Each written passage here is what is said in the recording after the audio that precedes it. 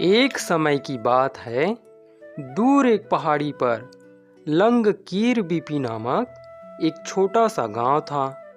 वहां सरेट नाम का कारबापो कार्बी युवक और कंबोन नामक कार्बी युवती नामक पति पत्नी रहते थे। दोनों में काफी प्रेम था। वे दोनों सुखपूर्वक अपना जीवन यापन कर रहे थे। कंबोन बहुत सुंदर थी। वह कढ़ाई बुनाई के कामों में बहुत ही सिद्धहस्त थी। सरेट देखने में लंबा चौड़ा, हष्ट पुष्ट, बलवान होने के साथ शारीरिक रूप से काफी सुंदर और सुडौल था। जितना वह सुंदर गोरा चिट्टा था, उतना ही अपने काम के प्रति भी गंभीर था। वह जंगली जानवरों का शिकार और खेती बाड़ी करके अपनी पत्नी और बच्चों का भरण पोषण करता था। सरेट जंगलों में शिकार के लिए निकल जाता और पत्नी दिन भर घर के कामों में उलझी रहती। चावल बीनकर खाना पकाती, पहाड़ की झाड़ियों से हान जंग सब्जियां तोड़कर उबालती, ओखली में धान कूटती, मुर्गियां, सुअर, भेड़ बकरियों को दाना खिलाती, झरने से पानी भरकर लाती, अपने बच्चों को अपनी ममता भरी निगरानी में रखती।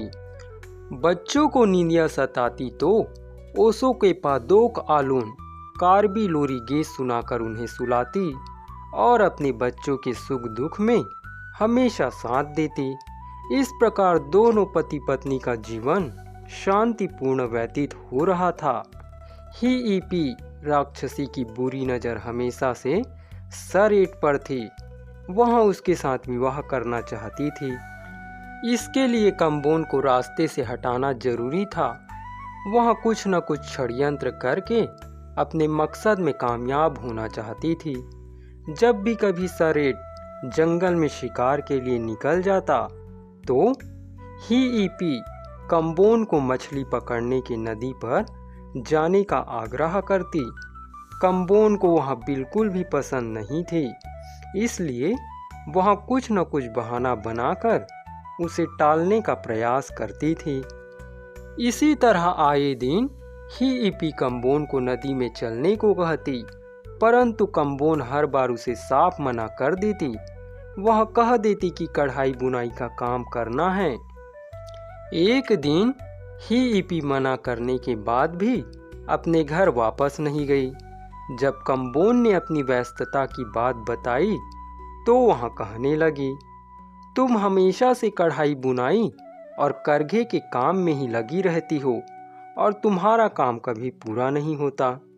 यह कहते हुए उसने कंबोन के हाथों से जबरदस्ती करघा छीन लिया।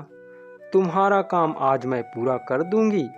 यह कहते हुए वह जल्दी जल्दी हाथ चलाने लगी और कंबोन के आधे अधूरे काम को उसने तुरंत निपटा लिया। अब कंबोन के पास भी कुछ भी बहाना नहीं बचा था। वह सोचने लगी कि किस तरह हीईपी से छुटकारा मिलेगा। हीईपी कंबोन को मछली पकड़ने के लिए चलने को कहने लगी, लेकिन उसने खराब तबीयत का हवाला देकर साफ मना कर दिया। इसी तरह हीईपी रोज अकेली कंबोन के पास आती, काम निपटाती और मछली पकड़ने के लिए साथ चलने का आग्रह करती। लाख मना करने के बाद भी आखिरकार एक दिन हीईपी उससे जबरदस्ती मछली पकड़ने के लिए नदी में ले जाने में कामयाब हो गई।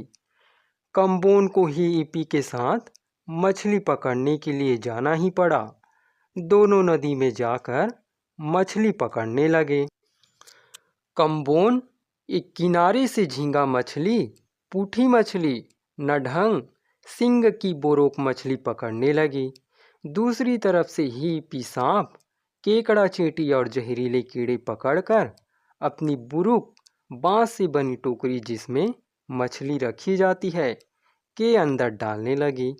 मछली पकड़ते पकड़ते जब सूरज ढलने लगा तो कंबोन हीईपी से कहने लगी, हमें सूरज की रोशनी बझने से पहले घर लौटना चाहिए क्योंकि बच्चे मेरा इंतजार कर रहे हैं। और मैंने यह भी सुना है कि जंगल में कई हिंसक पशु भी विचरण करते हैं। हिप्पी कहाँ मानने वाली थी। कम्बोन के लाख कहने पर भी उसने उसे घर वापस जाने नहीं दिया। जंगल में नदी किनारे रोके रखा। हिप्पी कहने लगी, अभी तक मेरा बुरुक मछली से भरा नहीं है। मुझे और मछली चाहिए। आओ नदी के दूसरे छोर पर चलते हैं। हिप्पी कम्बोन को और मछली पकड़ने के बहाने नदी के किनारे किनारे लेकर चलने लगी। कम्बोन उससे जल्दी छुटकारा पाने के लिए और मछलियाँ पकड़ने लगी। हिप्पी की टोकरी मछली से भर गई। उसी समय नदी की धारा के साथ एक इंगलेट थे, एक प्रकार का फल बहता हुआ आता दिखाई दिया। उसे देखकर हिप्पी कम्बोन से कहने लगी, क्यों न इस फल के पेड़ की खोज की जाए और खूब सारा फल घर लेकर जाया जाए। बच्चे भी खुश हो जाएंगे। कम्बोन का मन बेचैन हो रहा था। वह तुरंत घर पहुंचना चाहती थी, इसलिए वह हिप्पी को मना करती हुई कहने लगी, घर में सिर्फ बच्चे ही हैं, वे भी अकेले। वे मेरा इंतजार कर रहे होंगे। हमें चलना चाहिए। हिप्पी ने उसकी एक न सुनी। लाचार कम्बोन करती तो करती भी क्या। हिप्पी उसे जबरदस्ती इंगलेट आथे के फलों के पेड़ की तलाश में लेकर चली गई। काफी देर चलने पर उन्हें आखिरकार एक बड़ा गांव दिखाई दिया। वहां इंगलेट के बहुत पेड़ दिखाई दिए। हिप्पी उस पेड़ पर चढ़ने लगी, पर कुछ ऊपर चढ़ने पर उसके पैर फिसल गए और वहां धड़ाम से नीचे गिर पड़ी। वह कम्बोन से कहने लगी, कम्बोन, तुम पेड़ पर चढ़ो, मैं तुम्हारी मदद करती हूँ। तुम मेरे सर और कंधे पर अपनी टांगे रखती हुई इस पेड़ पर चढ़ जाना। इस तरह वह कम्बोन को पेड़ पर चढ़ने में मदद करती है और उसे पेड़ के एकदम ऊपरी छोर पर पहुंचा देती है।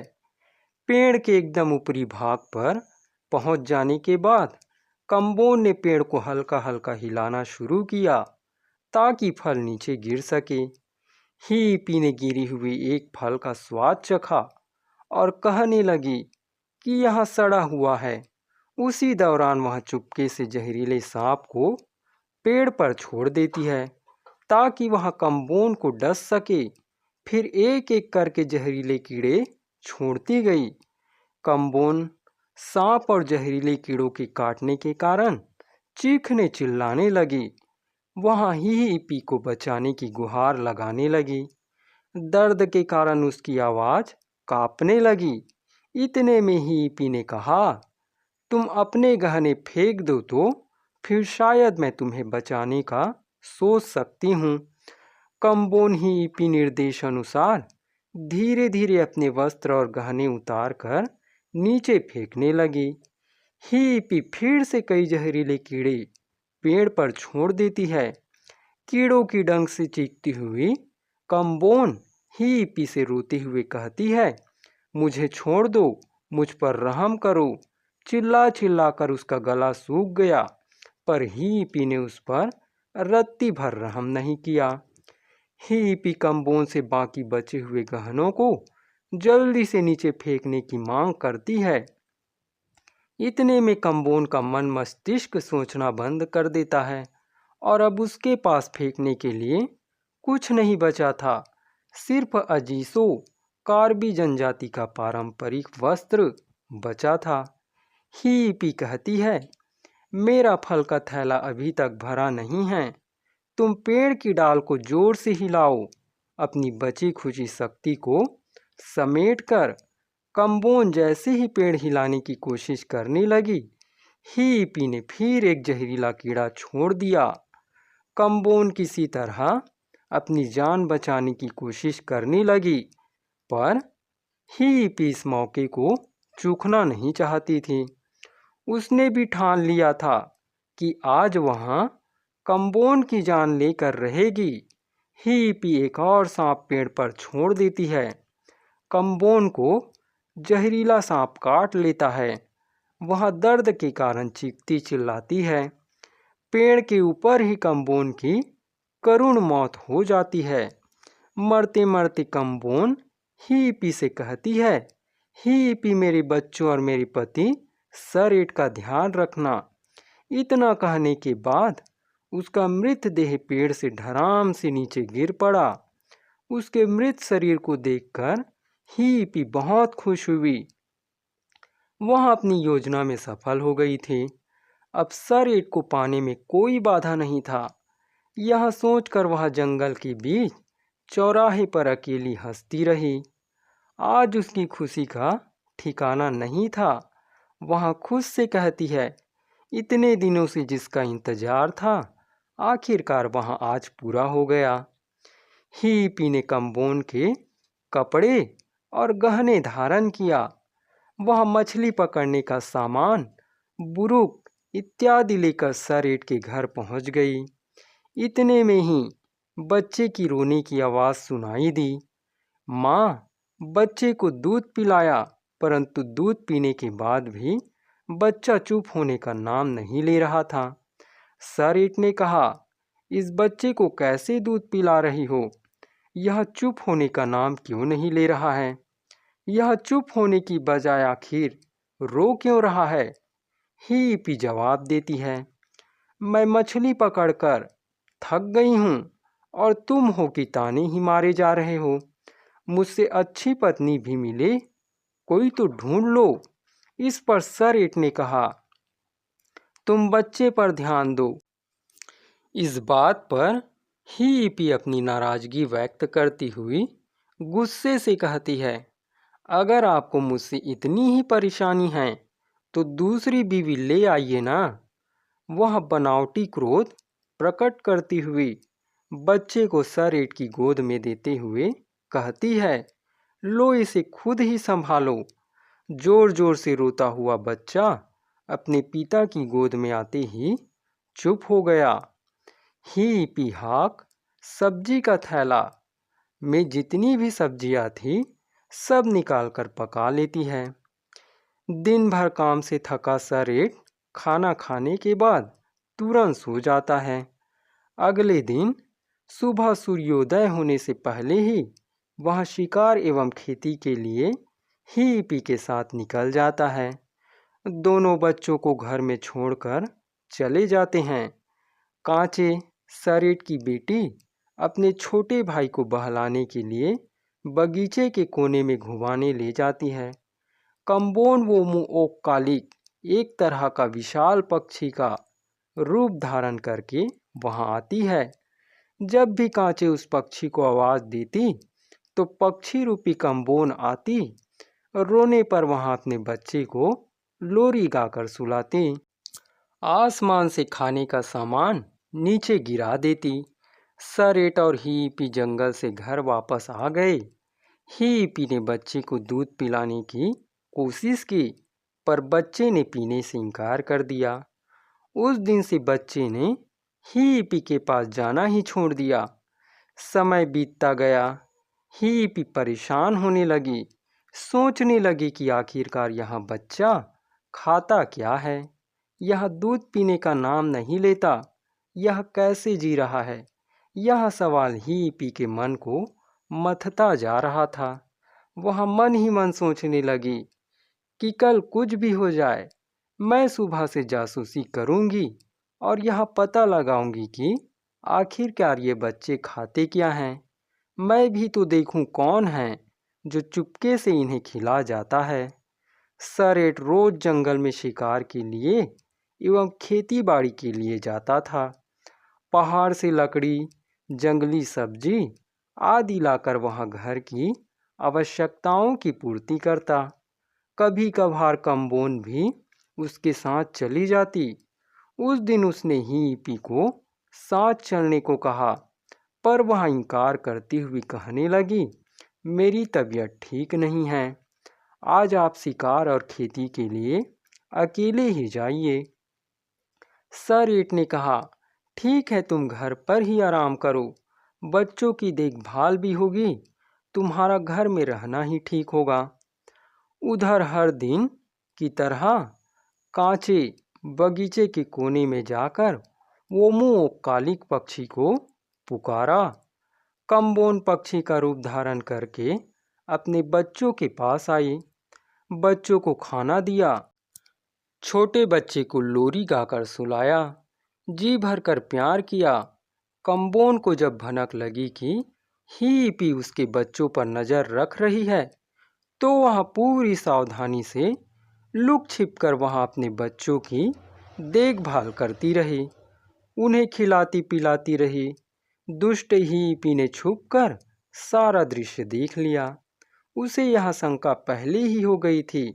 वह मन ही मन कहने लगी, आखिर यह कम्बोन ही है जो पक्षी का रूप धारण करके अपने बच्चों का पालन पोषण कर रही है।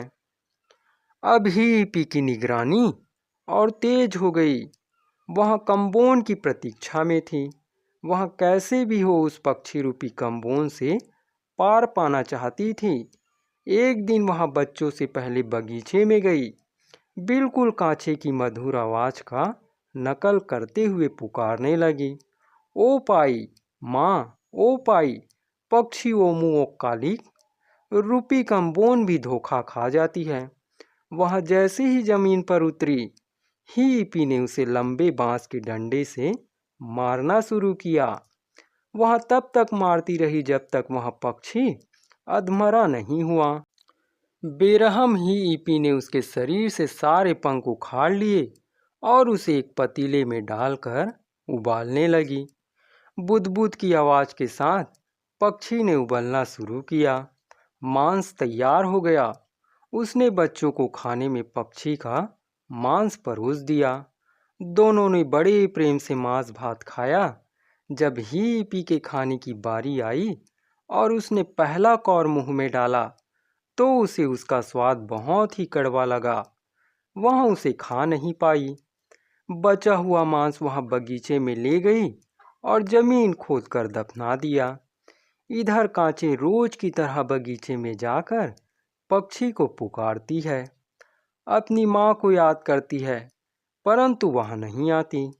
जिस जगह पर कम्बोन हीपी ने कम्बोन रूपी पक्षी का मांस दफनाया था, वह 3 दिन बाद एक संतरे का पेड़ उगाया। उसी पेड़ के नीचे बैठकर अब कांचे हर रोज अपने छोटे भाई को लोरी सुनाती। दिन बीतते गए। कांचे बच्चे को बहलाती रही और जब भी कभी वहाँ रोने लगता तो उसी संतरे के पेड़ के नीचे लेकर जाती और वहाँ बच्चा चुप हो जाता। इतने में ही हीपी को पता चल जाता है कि बगीचे में जाते ही बच्चा चुप हो जाता है। कांचे ने उसे बताया कि संतरे के पेड़ के नीचे जाते ही वह चुप हो गया। हीपी कांचे की बात से आश्चर्यचकित हो गई। वह पूछने लगी कि पेड़ कहाँ है। कांचे उंगली से इशारा करके बताती है कि वहाँ है। हीपी कहती है, संतरे का पेड़ कहाँ है, मुझे तो दिखाई नहीं दे रहा है। कांचे अब समझदार हो चुकी थी। उसने हीपी को जवाब देते हुए कहा, बच्चा रो रहा था, इसलिए उसे फुसलाने के लिए मैंने यूं ही कह दिया कि यहाँ संतरे का पेड़ है।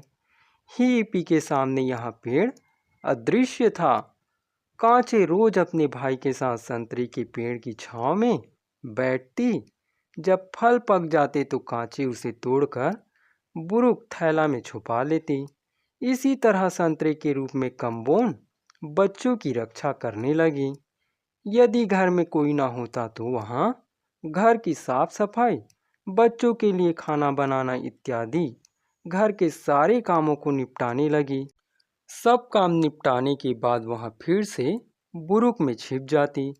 दिन प्रतिदिन घर की सुंदरता में भी चार चांद लगते गए। सरेट के मन में सवाल आने लगे कि कौन है जो हमारे घर को इतना सुंदर बना रहा है, कौन है जो पहले की तरह ही सब कुछ यथा स्थान पर संभाल कर रख देता है, पहले की तरह ही शांतिपूर्ण तरीके से जीवन व्यतीत हो रहा है। सरेट ने निश्चय किया कि कल वह शिकार पर नहीं जाएगा। वह देखेगा कि उनकी गैर मौजूदगी में कौन घर को चमकाता है। हिप्पी पानी भरने तालाब की ओर चल दी। बच्चे बगीचे में चले गए। घर सुनसान हो गया। सरेट घर के एक कोने में छुपकर बैठ गया। घर शांत होते ही बुरुक से कम्बोन निकली। हमेशा की तरह घर में झाड़ू लगाया। घर का सारा काम निपटाकर जो ही कम्बोन बुरुक के अंदर छुपने वाली थी, सरेट ने तुरंत उसका हाथ पकड़ लिया। कम्बोन उसे फटकार लगाते हुए कहने लगी, संभल कर, तुम्हारी पत्नी हिप्पी आ जाएगी, मुझे जाने दो।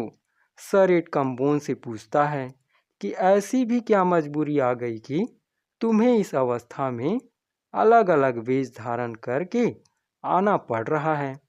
वहाँ अपने ही घर में इस पर कम्बोन ने अपने पति सरेट को सारा वृत्तांत कह सुनाया कि किस तरह बहला फुसला कर हिप्पी ने यह साजिश रचकर उसकी हत्या की।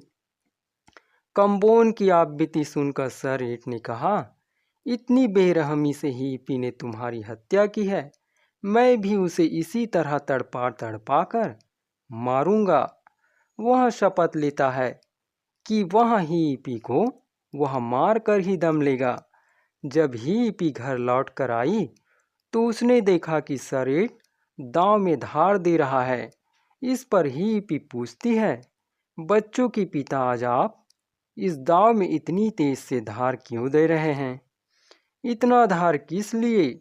सरेट बोलता है, नदी किनारे जंगल का रास्ता साफ करना है। हिप्पी सरेट की बातों पर विश्वास कर लेती है। अगले दिन हमेशा की तरह सरेट और हिप्पी नहाने के लिए नदी की ओर निकल पड़े। हिप्पी नदी में नहाने लगी।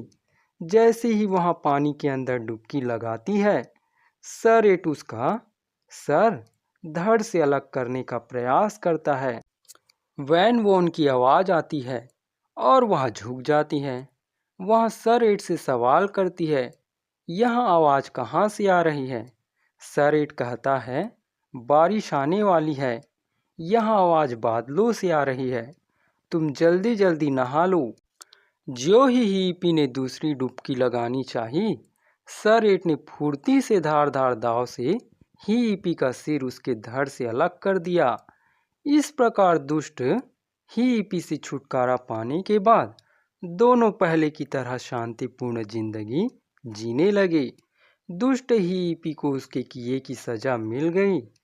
इस कहानी के आधार पर कार्बी जनजाति में यह कहावत प्रचलित है कि जैसी करनी वैसी भरनी।